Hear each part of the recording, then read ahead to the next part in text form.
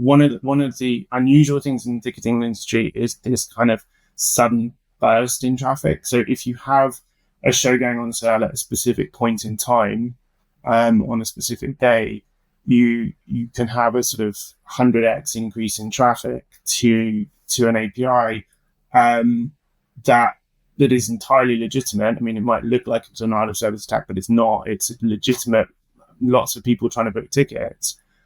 So you have to think about how you can.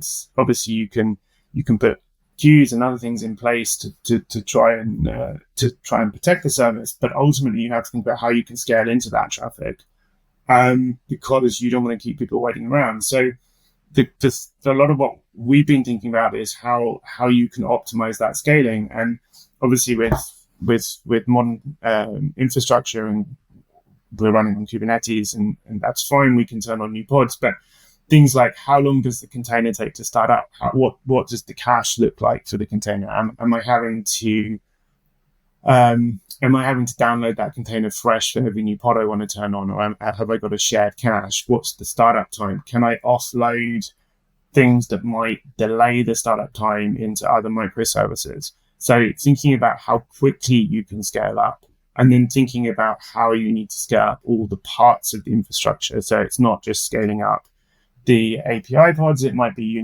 need to scale up the database, you need to scale up replicas, you need to scale up cache, and how long does each of that bit take?